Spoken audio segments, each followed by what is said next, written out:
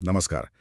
आज हम एक बहुत ही दिलचस्प और शायद कुछ लोगों के लिए चौंकाने वाले विचार पर गहराई से बात करने वाले हैं।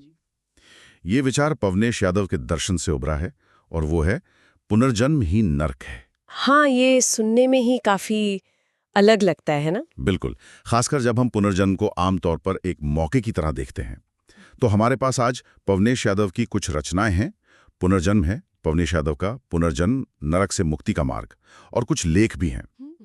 तो आज हम कोशिश करेंगे कि पवनेश यादव के इस खास नजरिए को समझें।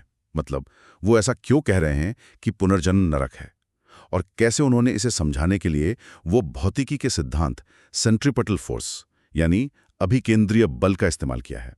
ये बड़ा रोचक है। ये रूपक वाला हिस्सा तो काफी अनोखा है। और फिर सबसे जरूरी बात कि अगर ये नरक है तो उनके हिसाब से इससे निकलने का रास्ता क्या है, इस पर भी बात करेंगे। बिल्कुल, ये वाकई एक ऐसा दृष्टिकोण है जो पुनर्जन्म की हमारी जो पारंपरिक समझ है उसको चुनौती देता है। अक्सर तो इसे कर्म फल या आत्मा के विकास की यात्रा मानते हैं लोग। हाँ, लेकिन यहाँ पवनेश यादव इसे, जैसा इन स्रोतों में दिख रहा है, बिल्कुल उल्टी तरह से देख रहे हैं। एक बंधन, एक चक्र, जिसे वो नरक कह रही हैं। और यह स्पष्ट करना जरूरी है कि हम पवनेश यादव के विचारों को समझ रहे हैं जैसा वो इन स्रोतों में दिए गए हैं। हाँ, ये जरूरी है। तो चलिए सबसे पहले इसी दावे पर आते हैं। पुनर्जन्म नरक है, ये अपने आप में एक बड़ा स्टेटमेंट है। स्रोत क्या कहते हैं? उनका तर्क ये है कि ये जो जन्म मरण का चक्कर है, ये आत्मा को दुख, पीड़ा और एक तरह की गुलामी में फंसा देता है। अंतहीन गुलामी। हम्म ये कोई आध्यात्मिक सीढ़ी नहीं है, बल्कि एक जेल की तरह। बिल्कुल। और यहाँ नरक शब्द को सही से समझना होगा। यादव के हिसाब से ये कोई वो आग या सजा वाली जगह नहीं है जैसी कहानियों में होती है। अच्छा। उनके लिए नरक वो हालत है, वो कंडीशन है जिसमें आत्मा बार बार जन्म लेने और मरने को मजबूर है। ये जो मजबूरी है, ये अंतहीन दोहराव है, बिना किसी असली कंट्रोल या आजादी के। यही अपने आप में तकलीफ है। यादों के दर्शन में यही नरक है। यानी वो अवस्था ही नरक है। हाँ, अवस्था जहाँ कोई टिकाऊ सुख या शांति नहीं है। और इस चक्कर को, इस अंतहीन गति को समझाने के लिए यादव फिजिक्स का सहारा ले रहे हैं। ये बात मुझे बहुत दिलचस्प लगी। वो सेंट्रीपेटल फोर्स, अभिकेंद्रीय बल का उदाहरण दे रहे हैं। हाँ, जैसे फिजिक्स में ये फोर्स किसी चीज को एक सेंटर के चारों ओर घूमने पर मजबूर करता है, उसे सीधा जाने से रोकता है, उसे एक दायरे में रखता है। हाँ बिल्कुल। वैसे ही यादव कह रहे हैं कि हमारी अपनी इच्छाएं, वासनाएं, हमारे कर्म, ये सब मिलकर एक तरह का स्पिरिचुअल सेंट्रीपिटल फोर्स बनाते हैं। अच्छा। आध्यात्मिक अभिकेंद्रीय बल। हाँ, यही वो बल है जो आत्मा को संसार के केंद्र के चारों ओर, मतलब जन्म मृत्यु के चक्कर में घुमाता रहता है। ये हमें इस चक्कर से बाहर निकलने ही नहीं देता। ये रूपक, ये मेटाफर बहुत अहम है उनके तर्क में। ये सिर्फ एक तुलना नहीं है, बल्कि वो शायद ये समझाने की कोशिश कर रही हैं कि पुनर्जन्म का सिस्टम चलता कैसे है।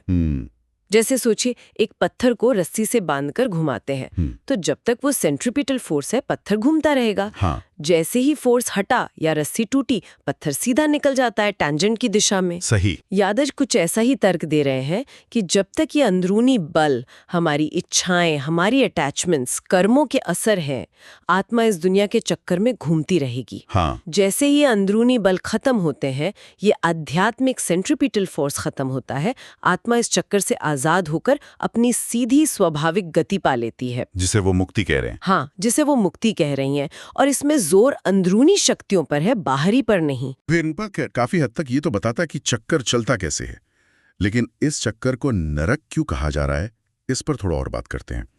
स्रोतों में कुछ खास वजह बताई गई हैं। पहली तो, जैसा हमने कहा, बंधन। बंधन। ये सिर्फ घूमना नहीं है, ये मजबूरी है। जैसे सेंट्रीपिटल फोर्स चीज को एक दायरे में कैद रखता है, वैसे ही हमारी इच्छाएं और कर्म हम इस जीवन मरण के दायरे में बांधे रखते हैं।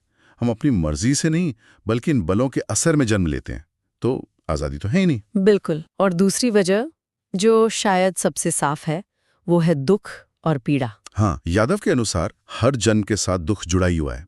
बचपन शायद ठीक हो, पर फिर संघर्ष, बीमारियां, बुढ़ापा, अपनों से बिछड़ना और आखिर में मौत, ये सब हर जन्म का हिस्सा है। और क्योंकि ये चक्कर लगातार चलता है, तो ये दुख और पीड़ा भी एक तरह से परमानेंट हो जाती है, कभी न खत्म होने वाली। हाँ, एक जीवन का दुख खत्म होता है तो अगले का इंतजार कर रहा होता है। ये एक अंतहीन ट्रेजेडी जैसी है। ये बात तो सोचने वाली है। क्या वाकई हर जन्म दुखों का ही सिलसिला है? यादव का नजरिया तो यही कहता है। और तीसरा कारण जो स्रोत बताते हैं वो है स्वतंत्रता का पूरी तरह अभाव। जब तक हमारे अंदर इच्छाएं हैं, वासनाएं हैं, तब तक जन्म लेना एक तरह की मजबूरी है। ये कोई चॉइस नहीं है। जैसे कोई मशीन अपने प्रोग्राम से चलती है, वैसे ही आत्मा इन इच्छाओं और कर्मों के प्रोग्राम से बार बार जन्म लेती है। तो सच्ची मुक्ति मतलब इस चक्कर से बाहर निकलने की आज़ादी तब तक मिल ही नहीं सकती। हाँ, ये नरक वाली बात को और पुख्ता करता है।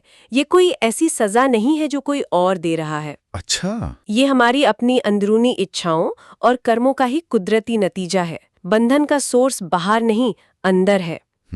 इसीलिए मुक्ति का रास्ता भी अंदर से ही खोजना होगा, ऐसा यादव का तर्क लगता है। ये एक तरह से सेल्फ रिस्पॉन्सिबिलिटी वाली बात है। खुद की जिम्मेदारी। हाँ, आप अपने बंधन के लिए भी खुद जिम्मेदार हैं और अपनी मुक्ति के लिए भी। ये वाकई एक गहरा विचार है और शायद कुछ लोगों को ये सुनने में अच्छा ना लगे। पर अगर ये चक्कर इतना दुखदाई है, इतना बंधन वाला है, तो फिर रास्ता क्या है?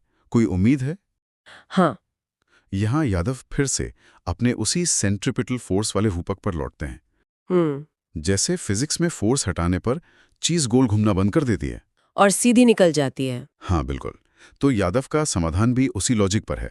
वो कहते हैं कि अगर पुनर्जन्म के चक्कर को चलाने वाला बल हमारी इच्छाएं, वासनाएं और कर्म है, तो इस चक्कर से बाहर निकलने का एक ही तरीका है, इन बलों को ही खत्म कर दो। अच्छा। जब ये अंदरूनी सेंट्रिपिटल फोर्स जीरो हो जाएगा, तो आत्मा अपने आप इस घूमने वाली गति से, इस बंधन से आजाद हो जाएगी। और यही आजादी और यही अवस्था यादव के अनुसार मुक्ति है।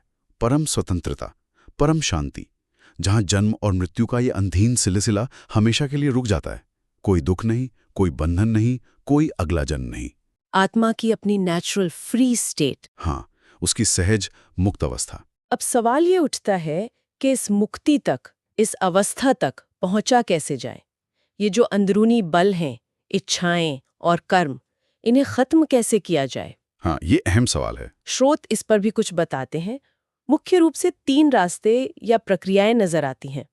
पहला है सत्य को जानना, मतलब यथार्थ का बोध, सत्य का ज्ञान। हाँ, शायद इसका मतलब है जीवन, दुनिया, आत्मा, इच्छाएं, इनके असली रूप को समझना। ये जानना कि ये सब टेम्पररी हैं, हाँ। बदलने वाला है, और इनमें परमानेंट खुशी ढूंढना बेकार है। दूसरा रास्ता है इच्छाओं से पूरी तरह मुक्त होना। ये शायद सबसे मुश्किल है। हाँ, लगता तो है। इसका मतलब सिर्फ इच्छाओं को दबाना नहीं, बल्कि उन्हें जड़ से खत्म करना है। और ये शायद तभी होता है जब सत्य का बोध हो जाए और इच्छाओं की व्यर्थता साफ दिखने लगे। वैराग्य कह सकते हैं इसे। वैराग्य, ठीक। और तीसरा है कर्मों का अंत करना। अच्छा। यहाँ अंत का मतलब शायद ये नहीं कि कुछ करना ही बंद कर दें। अच्छा, तो फिर क्या? बल्कि शायद ऐसे कर्म करना जो नए बंधन न बनाए। मतलब निष्काम कर्म, फल की इच्छा के बिना कर्म करना, बिना अटैचमेंट के। हाँ, या फिर ज्ञान से अपने पुराने जमा कर्मों को भस्म कर देना, ताकि उनके फल आगे जन्म का कारण न बने। तो ये 3 कदम हो गए: सत्य का ज्ञान, इच्छाओं का त्याग और कर्मों का क्षय। हाँ। और ये तीनों मिलकर उस सेंट्रिपिटल फोर्स को खत्म करते हैं जो आत्मा को बांधे रखता है। ये धीरे धीरे होने वाली प्रक्रिया लगती है। हाँ, ऐसा ही लगता है। ये कोई एक झटके में होने वाली चीज नहीं, बल्कि एक लगातार साधना का, अभ्यास का रास्ता है, जिससे इंसान धीरे धीरे इन अंदरूनी बंधनों को कमजोर करता है और आखिर में उनसे पूरी तरह आजाद हो जाता है। और ये मुक्ति किसी बाहर वाले की कृपा पर निर्भर नहीं है। नहीं, बिल्कुल नहीं। ये व्यक्ति के अपने पुरुषार्थ, अपनी कोशिशों पर निर्भर करती है। तो अगर हम पूरी बात को समेटें, पवनेश यादव का दर्शन हमें पुनर्जन्म की एक बहुत ही अलग, रैडिकल तस्वीर दिखा रहा है। उनके हिसाब से ये कोई मौका नहीं, बल्कि दुख और बंधन का एक अंतहीन चक्कर है, जिसे नरक कहा जा सकता है। और इस चक्कर को चलाने वाली ताकत हमारी अपनी इच्छाएं और कर्म है, जो एक सेंट्रिपिटल फोर्स की तरह आत्माओं को बांधे रखती हैं। और इस चक्रव्यूह से निकलने का रास्ता भी अंदर ही है। कैसे? सत्य को जानकर, इच्छाओं को छोड़कर और कर्मों के बंधन से मुक्त होकर, उस अंदरूनी सेंट्रिपिटल फोर्स को जीरो करके। मुक्ति बाहरी नहीं, अंदरूनी है। हाँ, कारण भी अंदरूनी, समाधान भी अंदरूनी। ये उनके दर्शन का सार लगता है, जैसा इन स्रोतों से हम समझ पाए हैं। ये निश्चित रूप से एक ऐसा नजरिया है जो हमें सोचने पर मजबूर करता है। पुनर्जन्म, इच्छाएं, कर्म, मुक्ति, इन सब के बारे में जो हमारी बनी बनाई समझ है उस पर दोबारा सोचने को कहता है। हाँ, बिल्कुल। हो सकता है हर कोई इससे सहमत ना हो, पर ये सोचने का एक नया एंगल जरूर देता है। देखते हैं हमारी इच्छाओं का नेचर क्या है और हम असल में चाहते क्या हैं, कैसी आज़ादी चाहते हैं। क्या हम सच में इसी चक्कर में घूमते रहना चाहते हैं या इससे बाहर निकलने की कोई गहरी इच्छा हमारे अंदर है? और इसी के साथ हम आज के इस गहरी बातचीत के अंत में आ गए हैं। पवनेश यादव का ये खास दर्शन, पुनर्जन्म, एक नरक जैसा चक्कर और उससे मुक्ति का मार्ग, हमें कई नए विचार दे गया है। जाते जाते एक विचार सबके लिए छोड़ जाते हैं जिस पर सोचा जा सकता है। अगर पवनेश यादव के तर्क के अनुसार हमारी बड़ी बड़ी इच्छाएं और कर्म हमें जन्म मृत्यु के विशाल चक्र में एक बड़े सेंट्रीपिटल फोर्स की तरह बांधे रखते हैं, तो क्या हमारे रोजमर्रा के जीवन में भी ऐसी छोटी छोटी इच्छाएं, आदतें या मोह हैं जो अपने अपने छोटे छोटे सेंट्रीपिटल फोर्स बना के हमें छोटे छोटे शायद बेकार के दायरों में रोज घुमा रहे हैं? ये सोचने वाली बात है। और क्या उन छोटे दायरों से भी मुक्त होना उतना ही जरूरी है? चलिए इस पर सोचिएगा।